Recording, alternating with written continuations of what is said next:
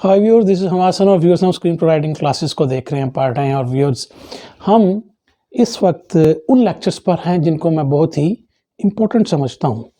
और ये जो लेक्चर्स हैं व्यूअर्स, ये हमें इस काबिल कर देते हैं कि हम कह सकते हैं कि हम स्क्रीन प्ले को लिख सकते हैं। यानी कि हम कह सकते हैं कि हम स्क्रीन प्ले को लिख सकते हैं, क्योंकि इसलिए कि आपका अपना थॉट बड़ा क्लियर इस पर हो जाता है कि मैं जो लिख रहा हूँ उसके पीछे रीज़न क्या है। और यही बात है व्यूअर्स, जब आप इन चीज़ों को समझ लेते हैं तो आपको कई दफ़ा कई सीन्स जो हैं ऑटोमेटिकली अपने करैक्टर के पॉइंट ऑफ व्यू से समझ आने शुरू होते हैं। और यही बात है, फिर जो राइटर होता है वो किसी इशू में नहीं आता। यानी कि जब आप लिख रहे होते हैं, कई दफ़ा आपने बहुत दफ़ा सुना होगा कि यार जिसको राइटर्स ब्लॉक कहते हैं कि नहीं मुझे समझ नहीं आ रहा मैं सीन क्या लिखूं। उसकी वजह यह है कि उसको अपने करैक्टर पर ग्रिप नहीं होती। तो करैक्टर सबसे इम्पोर्टेंट होते हैं और इन्हीं को ही बेहतर कर लेने से आपके स्क्रीन प्ले बेहतर हो सकता है। तो बस लास्ट टाइम हमने ये देखा था कि जो करैक्टर का नीड और वांट होता है, बेसिकली इसके दरमियान जो फाइट है वही करैक्टर का इनर कन्फ्लिक्ट होता है। यानी the fight between his want और हिज नीड। वांट और नीड में जो इसकी फाइट है, साइलेंट फाइट आप कह सकते हैं, वो बेसिकली इसका इनर कन्फ्लिक्ट है। और याद रखें कि यही इनर कन्फ्लिक्ट फिर एक गैसोलिन का काम करता है आपके आउटर कन्फ्लिक्ट के लिए। तो व्यूअर्स, ये हमने लास्ट लेक्चर तक पढ़ा था। व्यूअर्स, आज के लेक्चर में हम देखेंगे कि जो करैक्टर का वुंड होता है या उसका गोस्ट होता है वो क्यों इंपॉर्टेंट है करैक्टर आर्क के लिए। ये हम चीज़ें पीछे पढ़ के आ चुके हैं व्यूअर्स। मैंने आपको कहा था कि बेसिकली अभी जितने भी लेक्चर की सीरीज़ चल रही है ये उन्हीं लेक्चर्स का निचोड़ है, लेकिन अगर आपने उसको डीपली पढ़ना है तो फिर आपको मेरे पुराने लेक्चर्स को देखना पड़ेगा। और इसमें हमने सीरीज़ ऑफ लेक्चर्स किए थे जिसमें हमने करैक्टर आर्क को समझा था, वुंड क्या होता है, उसका रिएक्शन क्या होता है, ये सारी चीज़ें मेरे पिछले लेक्चर्स में मौजूद है। तो व्यूअर्स, आज के लेक्चर इम्पॉर्टेंट है और इसलिए भी इम्पॉर्टेंट है कि हमें रिलेट करना है करैक्टर के गोस्ट को या करैक्टर के पास्ट वुंड को, कि वो क्यों करैक्टर आर्क के लिए इंपॉर्टेंट होता है। तो आइए व्यूअर्स, आज का लेक्चर स्टार्ट करते हैं। लेकिन इससे पहले मैं रिक्वेस्ट करूंगा कि kindly subscribe to my channel और इसे अपने अपने सोशल मीडिया पे आप ज़रूर शेयर करें। तो व्यूअर्स, आइए शुरू करते हैं आज का लेक्चर।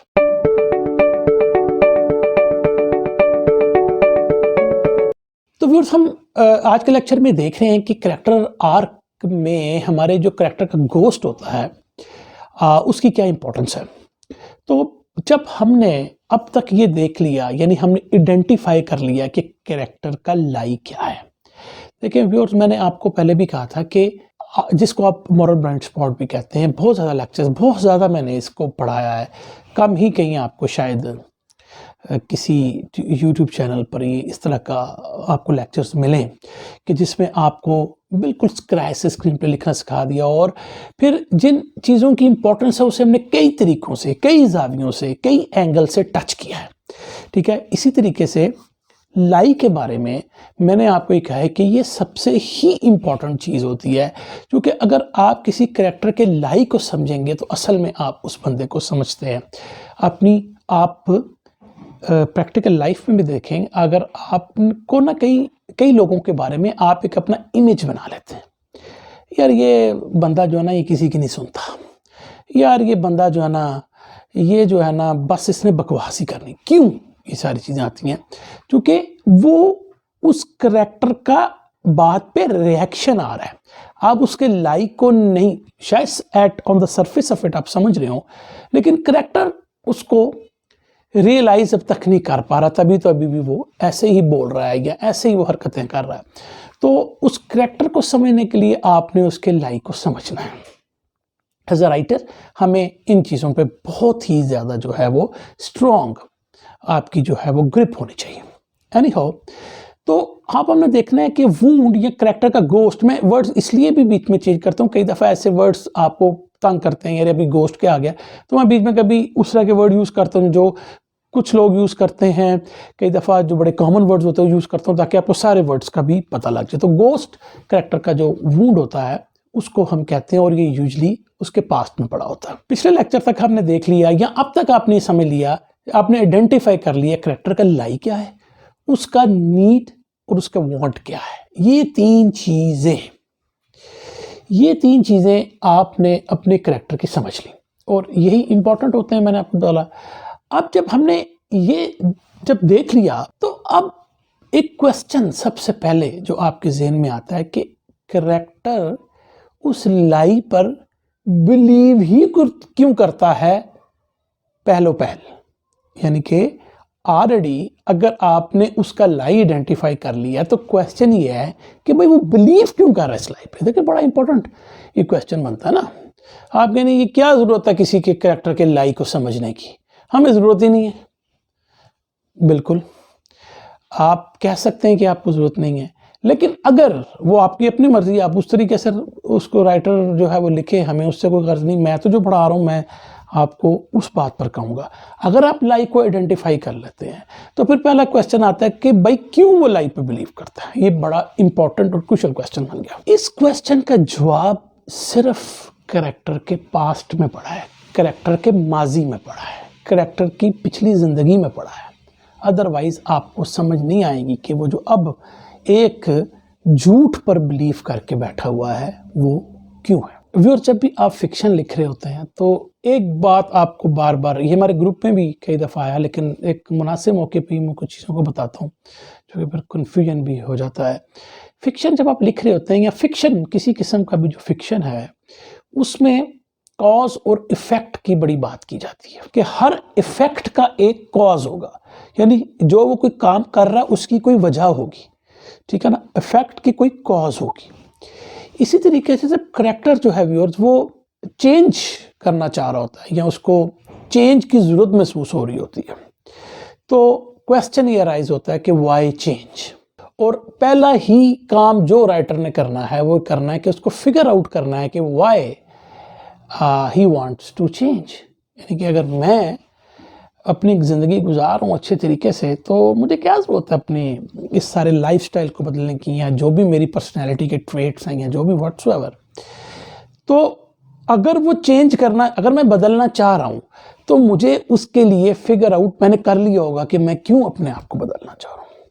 कई दफ़ा आपने देखा होगा कि कुछ लोग जो हैं वो बहुत गुनाह करते रहे होंगे या बहुत वो जुर्म करते रहे होंगे, तो वो जब वो माफ़ी की तरफ आएंगे वो बड़े नेक बन जाएंगे, वो बड़ी इबादतों में और क्या कहते हैं नमाज़ों में और मंदिरों में और गिरजाघरों में जाके अपने आप को चेंज करने की कोशिश करें। क्योंकि क्यों कि उन्होंने उनकी पास्ट लाइफ में कोई वूंड पड़ा है, वो जो अब इफेक्ट आ रहा है उसका गोया एक काज है पीछे। इसलिए हमने ये फिगर आउट करना है करेक्टर जो चेंज लाना चाह रहा है वो क्यों लाना चाह रहा है। ठीक है, ये क्वेश्चन है। तो इस लिहाज से ये बात बनी कि वो क्या कॉज है कि जिसकी वजह से उसने इस लाई को एम्ब्रेस कर लिया। अगर हम देखें व्यूअर्स अपनी ज़िंदगियों में, हम एज ए ह्यूमन बींग्स भी हम जो है अपनी ज़िंदगियों को तबाह कर लेते हैं। मतलब अगर आप किसी कैरियर में हैं और उस कैरियर में टॉप पर आने के लिए हम बहुत सारे बुरे रिलेशनशिप भी बना लेते हैं, अपनी हेल्थ का ख्याल नहीं रखते, ठीक है, और बहुत डैमेजिंग होता है। आपने कई दफ़ा देखा होगा कुछ जो दुकानदार होते हैं वो पूरे वीक छुट्टी नहीं करेंगे। अच्छा, वो क्या होगा, कुछ अरसे के बाद उनकी सेहत जो है ना गिरनी शुरू हो जाएगी। तो वो तलाश कर रहे होंगे यार मुझे क्या वजह ये कि आप रेस्ट ही नहीं कर रहे। आपने अपनी हेल्थ को इतना गिरा दिया है कि आपने जो है अपना कैरियर भी तबाह कर लिया और अपनी सेहत को भी तबाह कर लिया। तो इसलिए हम अपनी प्रैक्टिकल लाइफ से इन चीज़ों को बिल्कुल ऑब्जर्व कर सकते हैं। तो व्यूअर्स, मैं आपको इसमें एक चीज़ और बता दूं कि सिर्फ ये नहीं होता कि हम अपनी फिजिकल हेल्थ को ख़राब करते हैं, बल्कि हम अपने इमोशनल हेल्थ को भी ख़राब कर लेते हैं, इमोशनली वीक हो जाते हैं, कई लोग डिप्रेशन में चले जाते हैं। तो ये जितनी भी चीज़ें हैं जो कि हम अपनी ज़िंदगी में भी देखते हैं कि इंसान जो है वो डिस्ट्रक्टिव बिहेवियर अपना लेता है, और उससे बड़ी बात ये होती है कि हम अपने डिस्ट्रक्टिव बिहेवियर को पहचान भी नहीं होते, हमें पता भी नहीं होता कि हम अपनी ज़िंदगी को तबाह कर रहे हैं। जिस सिलसिले में हम कोशिशें कर रहे हैं कि हम टॉप पर आ जाएं, तो उस टॉप पर आने के लिए हमने क्या क्या बिगाड़ लिया अपना, उससे हम ब्लाइंड होते हैं। और समटाइम्स अगर आप किसी बंदे से बात ये करें भी कि यार तुम तो इतने गुम हो गए अपनी लाइफ में, अपने स्टाइल में, तो तुम अपनी ज़िंदगी भी ख़राब कर रहे हो, अपनी हेल्थ को भी ख़राब कर रहे हो, तो वो कहेगा कि देखी जाएगी। यानी कि इतना उनके ज़हन में इस चीज़ की कोई अहमियत नहीं होती। चूँकि एक तो बात है, जब आप यंग होते हैं तो आप में एनर्जीज़ बहुत ज़्यादा होती हैं, तो आप कहते हैं कोई मसले में ये भी कर लूँगा, मैं ये भी कर लूँगा, 10-10 काम कर लूँगा, चूँकि उस टाइम आप में एनर्जीज़ होती हैं। लेकिन एज़ यू क्रॉस 40-45 उसके बाद आपकी एनर्जीज़ का वो लेवल नहीं रहता। आप प्रैक्टिकल लाइफ के उस स्टेज पे आ जाते हैं कि जहाँ पर आपको बहुत सारी आप पर ज़िम्मेदारियाँ होती हैं, आप पर रिस्पॉन्सिबिलिटीज़ होती हैं कि आपने उसको करना होता है। तो लिहाजा जो आपका ज़हन होता है वो कई एंगल्स पर काम कर रहा होता है, कई एस्पेक्ट्स पर उसने काम करना होता है, तो आपकी इमोशनल हेल्थ भी जो है वो उस वक्त गिर रही होती है। तो अगर हमने पहले इस चीज़ को ठीक ना किया हो तो हमें आगे जाके प्रॉब्लम्स आती हैं। तो इसका मतलब है कि हम अपने आप से झूठ बोलते हैं, वी लाई टू आवरसेल्व्स, और इस डिस्ट्रक्टिव लाइफ के हम खुद ही जो है वो कसूरवार होते हैं और हम उसको मानने के लिए तैयार नहीं होते। लेकिन व्यूअर्स, हर झूठ की कोई रीज़न होती है, और इसी लिहाज से हम अगर अपनी ज़िंदगियों में देखें कि हमेशा कोई रीज़न होगी कि हम एक चीज़ को अपने यहाँ सर्वाइवल के लिए एक चीज़ को दूसरे पे सैक्रिफाइस कर देते हैं। यानी कि सपोज हमने अपनी हेल्थ ख़राब कर लिया है, तो शायद आप शौक से ना कर रहे हो, आपकी कोई रीज़न है। हो सकता है कि आपका सपोज 5 बहनें हैं आपकी और आप अकेले भाई हैं, तो हो सकता है आप माँ बाप आपके जल्दी मर गए हैं और आप पर जो है वो जिम्मेदारी है, लड़कियों की शादी भी करनी है, तो आप दिन रात मेहनत करना शुरू कर देते हैं, 3-3 जॉब्स कर रहे हैं सर, यार मैंने इस, तो अगर आपसे जब कोई उस सिचुएशन में पूछेगा तो आप उसको जस्टिफाई करेंगे कि मैं क्या करूं, अगर मैं ये ना करूं तो मैं क्या करूं।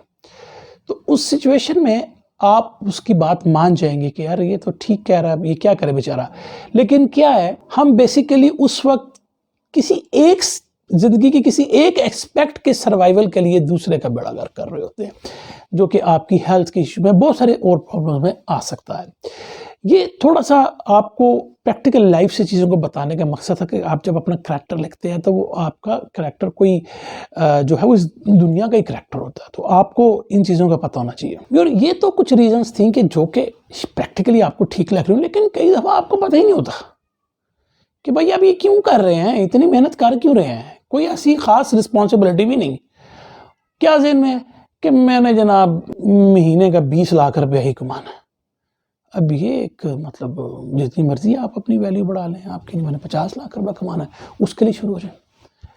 तो अगर आप देखें तो ये जो एक इस तरह का जो रवैया होता है वो एक बिल्कुल ही मतलब जो आप कह सकते हैं कि वाकई खुद को कत्ल करने के बराबर होता है कि एक आपने ऐसा टारगेट बना लिया है कि जिस टारगेट को अचीव करने के लिए आपकी हड्डियां भी जो है ना वो भी डिज़ोल्व हो जाएं, तो उसकी आपके पास रीज़न ही कोई नहीं होती। यानी अगर आप किसी से पूछें कि भाई तुम्हें क्यों, तुम्हारे यानी कि तुम्हें कितने पैसे चाहिए महीने के लिए अपना गुजारा करने के लिए, और ये है कि कंफर्टेबल गुजारा करने के लिए, तो क्या यार होता है मैं 5 लाख में कर लूँ, तो यार 5 लाख में कर तो 50 लाख के पीछे क्यों पड़े हुए हो।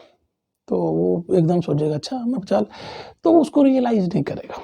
तो इसका मतलब ये हुआ कि उन जो मैंने आपको पहले एग्जांपल दी कि माँ बाप मर गए एक बंदे के और वो जो है उसको करना पड़ रहा है, तो इसका मतलब ये हुआ कि हमने क्या देखा कि उस करैक्टर का पास्ट देखा कि वहाँ पर वो अपनी बात को जस्टिफाई कर रहा है और उस लाई को उसने एम्ब्रेस कर लिया। यानी कि मैं यहाँ पर ये लाई कि क्या बना सकता हूँ, यहाँ पे मैं उस करैक्टर का लाई ये बना सकता हूँ कि यार वो ये कहेगा कि अगर मेरे पास ज़्यादा पैसे नहीं होंगे तो मैं सर्वाइव नहीं कर सकता, या अगर मेरे पास ज़्यादा पैसे नहीं होंगे तो मैं अपनी बहनों की शादी नहीं कर सकता। तो ये एक लाई बन जाएगा उसके लिए, और वो जो लाई होगा वो अगरचे कि उसकी ज़िंदगी की प्रैक्टिकल हकीकत होगी, उसका ट्रुथ होगा, लेकिन बेसिकली वो एक लाई पे बिलीव करके चल रहा है। क्योंकि हो सकता है कि जो उसने सोचा ऐसा ना हो, तो होता है उसकी बहनों के रिश्ते ही बड़े अच्छे ऐसे आ जाएंगे जिनको किसी पैसों की लालच ना हो, या वो जितना कमाना चाह रहा है वो बहुत ज़्यादा कमा रहा है, उससे कम में उसको गुजारा। तो इसका मतलब एक लाई है कि जो उसने एम्ब्रेस कर लिया है। तो इसका मतलब है कि हर केस में जब आप किसी लाई को समझना चाहेंगे किसी भी करैक्टर के, तो आप उसके पास्ट में जाएंगे और देखेंगे कि वो क्या कॉज है कि जिसकी वजह से वो लाई जो है वो सामने आ रहा है। करैक्टर का गोश या वूंड जिसको मैंने जिक्र किया, वो असल में उसकी प्रॉब्लम ये और होती है, मैंने आपको पहले भी पढ़ाया था कि ये जो वूंड्स होते हैं ये करैक्टर इनको छुपा के रखता है, वो बताता नहीं है। उसने शील्ड बनाई होती है, मैं आपको ये पहले से लेक्चर्स पढ़ाए हैं, वो उनको सीक्रेट रखता है। अच्छा, वो क्यों सीक्रेट रखता है? क्योंकि उसके अंदर एक लाई पड़ा है। आपसे कोई पूछे कि आप अपने वूंड को क्यों छुपा के रख रहे हैं, तो उसके अंदर बेसिकली वो लाई पड़ा है जिस पर वो बिलीव कर रहा है। तो वो क्यों वूंड को जो है वो छुपा के रखता है? क्योंकि उसके अंदर एक लाई एम्बेडेड होता है, उसके अंदर एक लाई छुपा होता है। तो व्यूअर्स, वो वूंड को क्यों सीक्रेट रखता है? क्योंकि उसके अंदर एक लाई छुपा होता है और उसको वो उसका इजहार नहीं करना चाह रहा होता। मिसाल के तौर पर अगर एक बंदा जो है वो ये समझता है कि is unworthy of being loved, जो कि एक लाई है, क्योंकि उसने अपनी स्पोर्ट्स फियांसी को रॉबरी हो रही थी तो नहीं बचा पाया, जो कि एक वूंड है, एक जख्म है कि यार उसको गिल्ट है कि मैं नहीं बचा सका था अपनी मंगेतर को। तो अब वो क्या करेगा? ऐसे एटीट्यूड्स बना लेगा, ऐसे ट्रेड्स बना लेगा, ऐसे हैबिट्स बना लेगा कि जिसकी वजह से वो अनडिजायरेबल टू वुमेन हो गया, यानी कि वो इस तरह के रवैये इख्तियार कर गया, उसका किसी औरत के साथ इंट्रैक्शन ही ना हो। कई दफ़ा तो व्यूअर्स ये जो हमारे वूंड्स होते हैं बहुत बड़े होते हैं, जैसे कोई जंग में कोई वाक़या हो गया आपका और आपका बेटा मारा गया है, बड़े मतलब जो बड़े मैसेकर हो रहे हैं, वो बड़े वूंड्स होते हैं।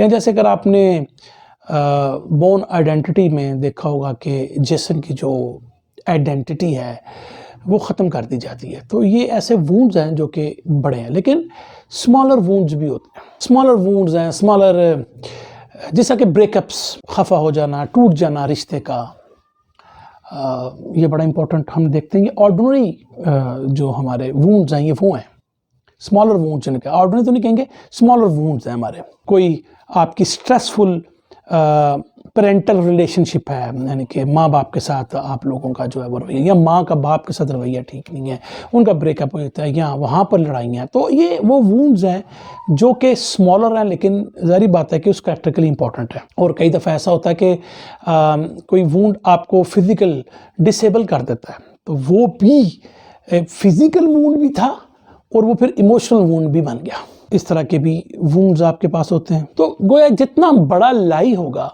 उतना ही बड़ा गोस्ट होगा, या इसको उल्ट कर लें, जितना बड़ा गोस्ट होगा या वूंड होगा उतना ही बड़ा लाई होगा। तो व्यूअर, जो कैरेक्टर का वूंड होता है वो यूजुअली उसकी बैक स्टोरी में पड़ा होता है, पास्ट में पड़ा होता है। और हम अगर नावल लिख रहे हैं या अगर हम फिल्म लिख रहे हैं तो हमें चाहिए कि उसको बिट बाई बिट में दिखाएं।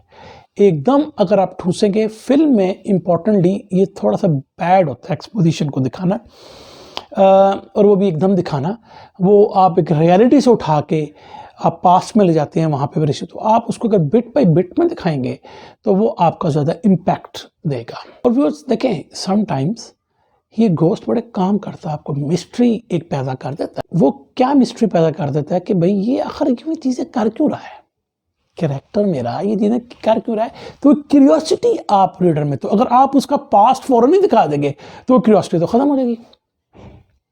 गो बिट बाई बिट, यानी कि टीज करते हुए जाए आप रीडर को या अपने ऑडियंस को, तो फिर आप ज़्यादा इम्पैक्ट कर देंगे। और एक दूसरी बात ये कि आपका ड्यूरेशन भी आपके पास को बताने का बढ़ जाएगा, आपको प्ले करने का ज़्यादा मौका मिलेगा। और फिर जब आप उसको बिट बाई बिट में दिखाते जाएंगे और रीडर या आपको ऑडियंस जो है आप वो बिल्कुल तैयार बैठा कि यार बता दो यार क्या है, तो फिर आप एक बड़े इवेंट में उसको शो करेंगे, तो फिर एक आपका इम्पैक्ट बड़ा अच्छा आएगा। कुछ स्टोरीज में व्यूअर्स हमें पास्ट का दिखाया जाता है, वो इतना क्लियर नहीं होता, उसकी राइटर की अपनी कोई रीज़न होगी, या हम कह सकते हैं कि उसके करैक्टर का पास्ट को इतना इंटरेस्टिंग नहीं है कि उसको दिखाया जाए, तो नहीं दिखाया जाता। ज़रूरी नहीं कि हर फिल्म में आप उसका पास्ट दिखाएं, लेकिन वो जो बिहेव कर रहा है आप उससे अंदाज़ा कर सकते हैं कि इसका कोई ऐसा पास्ट रहा होगा। तो व्यूअर्स, लेकिन कुछ स्टोरीज़ में आप देखेंगे पहले एक्ट में ही हम जो है पास्ट दिखाते हुए चले जाते हैं, और फिर इसका मतलब है कि वो वूंड जब आपके सामने आ गया तो फिर आप करैक्टर की मोटिवेशंस को अगले एक्ट्स में दिखाएंगे। जैसे कि अगर आप देखें स्पाइडरमैन में, या क्रिस्टोफर नोलैन की जो द बैटमैन बिगिंस, इनमें अगर आप देखें तो पहले एक्ट में पूरा दिखाया गया कि क्या सिलसिला था और फिर अब बैटमैन की क्या मोटिवेशन है, तो फिर उस पर ऑडियंस को आपने क्लियर कर दिया। ये देखें, ये राइटर की अपनी प्रोगेटिव है कि वो किस तरह अपनी स्टोरी को लेकर चलना चाहता है। उसका पास्ट बड़ा इंटरेस्टिंग है, तो मत डरें, उसको आप दिखा सकते हैं। फर्स्ट एक्ट में थोड़ा थोड़ा करके दिखा दें, और उसके बाद आप जो है 2 एक्ट्स जो आपके बाकी हैं, या हमारे केस में हम 6 एक्ट्स कहते हैं। तो वो जब भी मैं अब यूजुअली एक्ट्स का जिक्र करता हूँ, उसको आप ज़हन में फेजेस रखा करें, फेज़ 1, फेज़ 2, फेज़ 1 में आप दिखा देते हैं, फिर फेज़ 2, फेज़ 3 में आप उसकी मोटिवेशन के साथ उसके वांट की तरफ जाते हैं। ऐसी मूवीज़ या ऐसे नावल्स में भी यूजुअली करैक्टर को आप ये नहीं दिखाते हो किसी लाई पे बिलीव कर रहा है। जब उसका गोस्ट सामने आता है, उसका वूंड आप दिखाते हैं, तो हम उसकी मोटिवेशन की तरफ चले जाते हैं। यानी क्या कि आपने गोश्त दिखाया, गोश्त दिखाने के बाद अब जब ये रिवील हुआ और उसका नॉर्मल वर्ल्ड चेंज हुआ, तो अब वो स्ट्रगल करेगा किसमें, अपने एक्शंस को या माइंडसेट जो उसका बना हुआ है, उस वो जो कर रहा है उस मोटिवेशंस को वो जस्टिफाई करने में अपने एक्ट्स को गुजारेगा। यानी दूसरे लफ्ज़ों में ये कहेंगे, कुछ स्टोरीज में ऐसा होता है कि व्यूअर्स कि कैरेक्टर किसी चीज़ पे भी बिलीव करके नहीं जा रहा होता। वो है कि वो एक एसेंशियली कंप्लीट हीरो दिखा रहे हैं अनटिल एंड अनलेस उसका कोई बहुत रिलेटिव करीब कोई मर गया, किडनैप हो गया या कोई और बड़ा वाकया हो गया, तो फिर वहाँ पर जब उसका नॉर्मल वर्ल्ड चेंज होगा तो वो अपने नए एक्शंस को जस्टिफाई करने के लिए उसकी मोटिवेशन सामने आएंगी। अब जो आपका गोस्ट है वो कई तरह की फॉर्म्स ले सकता है। हमने फिल्म में कुछ एग्जांपल्स देखी भी थी, और मैं दोबारा कुछ बताता हूँ आपको। जैसे अगर फिल्म थोर में आप देखें, थोर के साथ एक प्रॉमिस किया जाता है कि वो जैसे ही पैदा हुआ तो उसने किंग बनना है, और इसके लिए ज़रूरी नहीं कि उसके बाद मैरिट्स हों। तो ये बेसिकली उसका एक बैक स्टोरी, एक वूंड है उसका, ठीक है ना, कि आप पहले ही एक बच्चे को बताते हैं कि मैं तुम किंग ही हो, तुम्हारे मेरिट्स को नहीं जो है वो जांचा जाएगा, तुम्हारे मेरिट को नहीं देखा जाएगा। तो ये बेसिकली एक लाई पर वो बिलीव करना शुरू हो गया है, लेकिन असल में ये वूंड है। जेन एयर में अगर आप देखें तो उसकी आंटी जेन एयर की उससे प्यार नहीं करती, मोहब्बत नहीं करती, बड़ा टिपिकल सा एक वूंड है, और इसका मतलब डिप्राइव्ड रही है अपने लव से, आंटी के लव से। अब अगर जुरासिक पार्क में आप देखें तो जुरासिक पार्क में कोई भी ऐसा स्टेटेड किस्म का हमें वूंड नहीं नज़र आता। मैंने आपको बताया कि कुछ फिल्म में ऐसा आपको मिलेगा। सेकेंड हैंड लाइन्स में उसकी जो माँ है बच्चे की, वो डिसीट करती है, धोखा देती है। वॉल्टर की जो मदर होती है वो उसको कहते हैं पैथोलॉजिकल डिसीट करती है उसे, तो ये उसका वूंड है। टॉय स्टोरी में आप देखें तो वो नॉलेज बेसिकली वूंड मार रहा है कि जिससे भी उसको पता है कि जो अनलव्ड टॉयज होते हैं उनके साथ क्या होती है, व्हाट हैपेंस टू दैम, ये वूंड है। 3 किंग्स में डिसअलूजमेंट ऑफ आर्मी कैरियर, यानी आर्मी कैरियर के बारे में वो जो उनका जो ज़हन होता है, वो पूरी तरह क्लियर नहीं है। दूसरे लफ्ज़ों में ये वूंड है। इसकी वजह से तो वो चोरी कर रहे हैं कि यार आर्मी ने हमें क्या देना है, ठीक है ना, तो पैसे पकड़ो, सोना घसीटो जहाँ से मिलता है। तो वो डिसइल्यूजमेंट है उनकी इसके बारे में, आर्मी के कैरियर के बारे में, ये वूंड है। ग्रीन स्ट्रीट हुलिगन्स में फादर एब्सेंटी, यानी कि फादर जो है वो नहीं है, और यही वजह है कि फिर वो उसके जो ग्रेजुएशन की इश्यूज़ आई हैं, फिर वो जो ख़ुद को इंग्लैंड ले जाता है अमेरिका से और अपने एक नई दुनिया में चला जाता है। तो अगर आप उसका वूंड देखेंगे कि वो ये सब कुछ क्यों कर रहा है, तो वो एक फादर की एब्सेंटी है। व्हाट अबाउट बॉब में अ डाइवोर्स, वो डाइवोर्स जो उसके मेंटल स्टेटस की वजह से बज़ाहिर हमें नज़र आ रही है, और वूंड उसका ये है कि उसको डाइवोर्स हुई थी। ये जो गोस्ट होता है ये बहुत सिंपल भी होता है। जैसे जेन एयर में उसकी आंटी कहती है कि वो विकेड है, वो वर्थलेस है, और मज़े की बात है कि जेन एयर उस पर बिलीव कर लेती है। और कई दफ़ा गोस्ट जो है आपका बहुत जो है वो हॉरिफिक होता है, जैसे दी पैट्रियट में, तो आपको उसमें पता चलेगा कि कितना हॉरिफिक उसका जो है वूंड है। या स्पाइडरमैन में देखेंगे उसके साथ क्या हुआ, उसके लव्ड वन के साथ क्या हुआ, ये उसका वूंड है। हॉरिफिक वूंड्स हैं। या गोस्ट कुछ ऐसे होते हैं कि जो कि प्रोटैगनिस्ट खुद उसको रियलाइज नहीं कर रहा होता, बल्कि एम्ब्रेस कर रहा होता, और उसको ये नहीं पता होता कि इसके साथ क्या डैमेज होगा। तो व्यूअर्स, कहने का सारा मकसद ये है कि अगर आपने किसी कैरेक्टर के घोस्ट को आइडेंटिफाई करना है तो हम ये कह सकते हैं कि ये प्रोटैगनिस्ट के लाई की एक वजह है। ठीक है, तो ये घोस्ट के बारे में व्यूअर्स वो चीज़ें थी और ये इंपॉर्टेंट है व्यूअर्स। ये आपके करैक्टर को बहुत निखारती हैं, करैक्टर को उठा के रखती हैं। आपको आप अपने कुछ रिएक्शंस करते हैं तो क्योंकि यार इसने क्यों रिएक्शन किया, तो आपको पता होगा उसका घोस्ट क्या है। और ज़रूरी नहीं कि मैं आपको कहा कि आप हर फिल्म में, अपने हर नावल में या अपने हर स्क्रीन पे घोस्ट को शो करें, इट डिपेंड्स। तो व्यूअर्स, एंड में हम देखेंगे क्या क्वेश्चंस आप अपने सॉर्ट आउट कर सकते हैं कि जिस पे आप कैरेक्टर के घोस्ट को जो है आइडेंटिफाई करवा सकते हैं। तो पहला क्वेश्चन तो वो है कि why does your character believe in the लाई। ये वही क्वेश्चन जिससे मैंने आज के लेक्चर को स्टार्ट किया था। पहला क्वेश्चन, क्या कोई ऐसा इवेंट, नोटेबल इवेंट है उसके पास में जो कि ये सब कुछ उससे करवा रहा है। और व्यूअर्स, ये आप अपने ज़हन में रख के चली गई, ये फेज़ 1 में आएगा या एक्ट 1 में आएगा, यानी कि एक्ट 1 में कुछ हो गया होगा उसके साथ, तो फिर ही आप अगले एक्ट्स में उसको, यानी कि शो क्रोनोलॉजिकली आप बेशक बाद में करवा दें लेकिन हुआ ये पहले होगा। You get my point.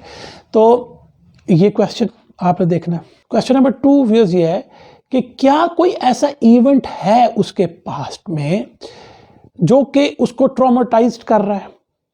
Question number 2 है। और क्वेश्चन नंबर 3 ये है, अगर ऐसा नहीं है, सपोज ऐसा नहीं है, तो फिर क्या एक्ट 1 में या फेज 1 में कोई ऐसा इवेंट हुआ है कि जिसकी वजह से वो ट्रॉमेटाइज्ड हो रहा है। ये थर्ड क्वेश्चन फिर बन जाएगा आपका।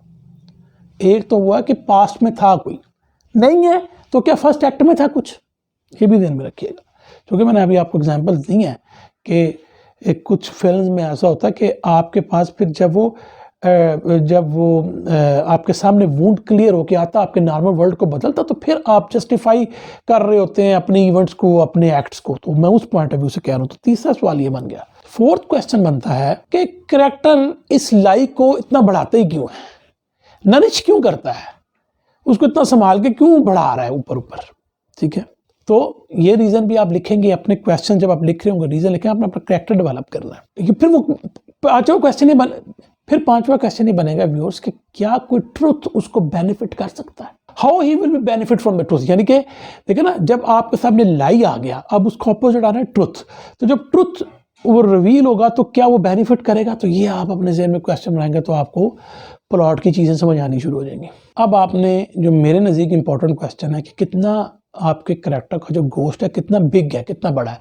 अगर वो बहुत बड़ा है तो फिर क्या कैरेक्टर आर्क भी उतना बड़ा आप बना रहे हैं कि नहीं।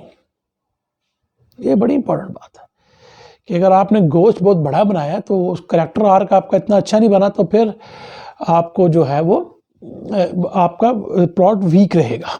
ठीक है ना, कैरेक्टर आर्क जो है वो फिर उतना ही बड़ा भी आना चाहिए, उसका इम्पैक्ट उतना बड़ा भी आना चाहिए। सातवां क्वेश्चन अगेन प्रोगेटिव है राइटर का। मैं ये कहता हूं कि आपने अपने वूंड को शो कहाँ करना है, या कदम कर देना है, शुरू में कर देना है, बिट बाय बिट में करना, और एंड में जाके आप रिवील करना चाहते हैं। ये क्वेश्चन आप जब आप प्लॉट लिख रहे होंगे तो आपने इस क्वेश्चन को बहुत ही अच्छे तरीके से लिखना है। उसकी वजह यह है कि फिर आपको पता होगा कि मैंने प्लॉट में कौन कौन सी चीज़ को कहाँ पे रखना है। और दूसरी बात है कि क्या ये घोस्ट रिवील करना आपके लिए इंपॉर्टेंट है, या घोस्ट के बगैर भी चीज़ आप अच्छी बना सकते हैं। तो ये एक 8वां क्वेश्चन मेरे नज़दीक बनता है।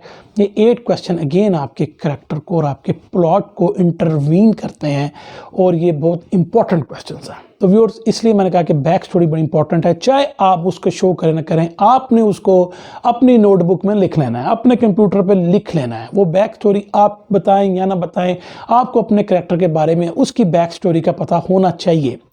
और वो बैक स्टोरी फिर आपको हेल्प, चुके वो आप जब बैक स्टोरी का आपको पता होगा तो आपको उसके वूंड का पता होगा, उसके वूंड का पता होगा तो बेसिकली आप उसके लाई को ओवरकम करवा सकते हैं। तो व्यूअर्स, आज के लेक्चर के लिए हम इतना ही रखते हैं। उसके बाद हम कहेंगे द कैरेक्टरिस्टिक मूवमेंट क्या होती है, और ये क्यों इम्पोर्टेंट बन जाती है समटाइम्स जब हम स्क्रीन पे लिख रहे होते हैं। ये एक अच्छा छोटा सा टॉपिक है, इसको हम नेक्स्ट में देखेंगे।